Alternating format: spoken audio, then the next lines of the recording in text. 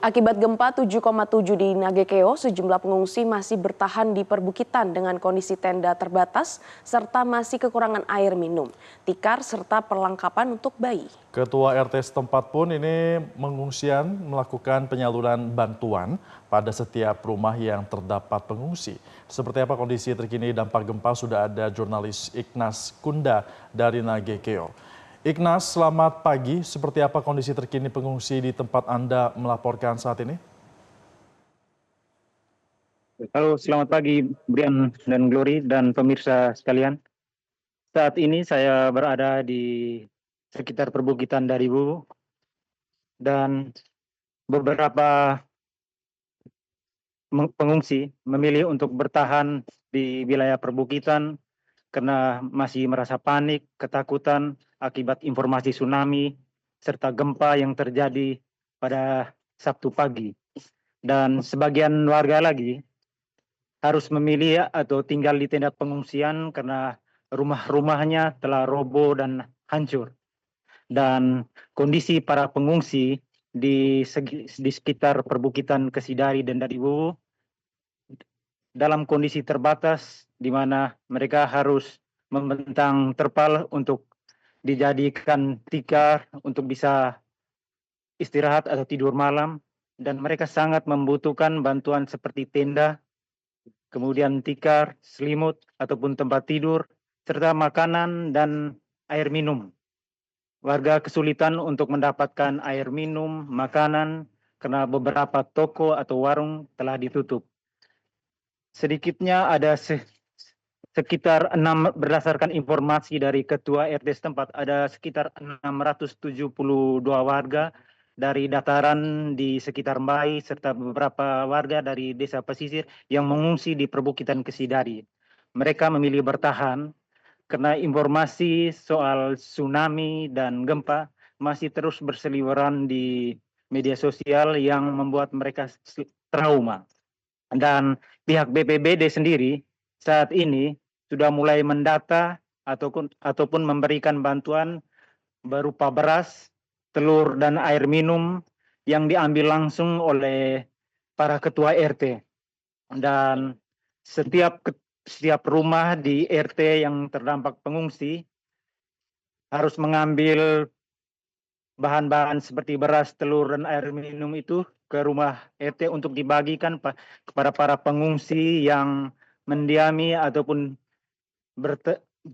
berteduh di sekitar rumah di warga RT 09 Lape.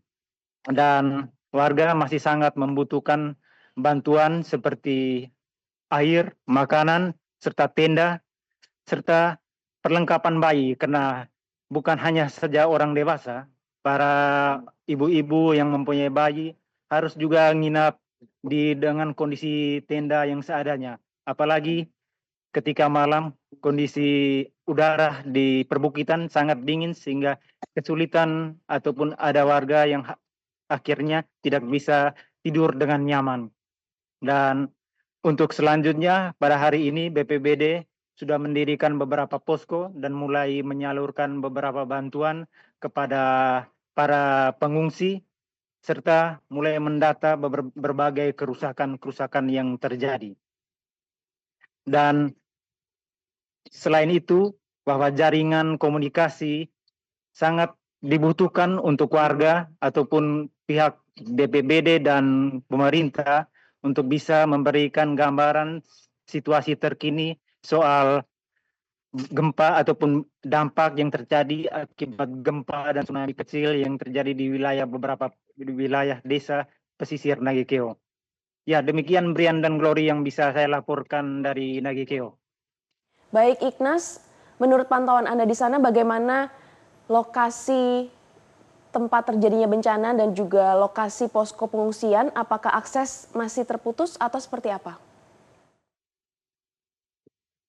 Untuk di Kota Mbai sendiri, beberapa 3 posko sudah dibangun oleh BPBD, namun belum bisa menampung banyak para pengungsi yang terus datang ataupun yang malamnya harus tidur di tenda-tenda pengungsian di wilayah perbukitan.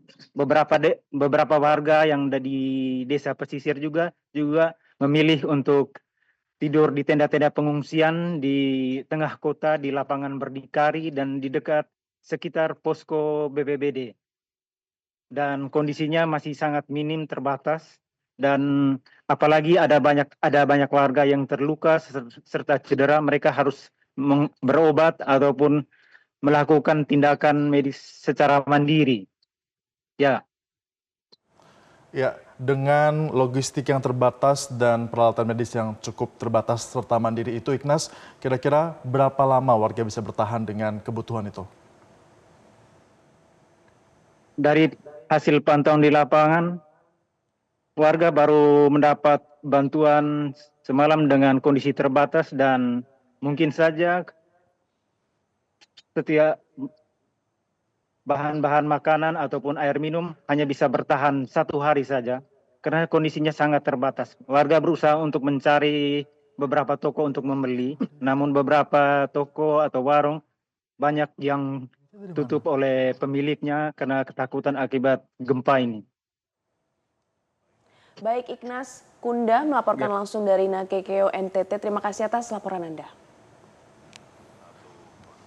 Kami akan segera kembali pemirsa dengan informasi terkini lainnya. Tetaplah bersama kami dalam Selamat Pagi Indonesia. Jelajahi cara baru mendapatkan informasi. Download Metro TV Extend sekarang.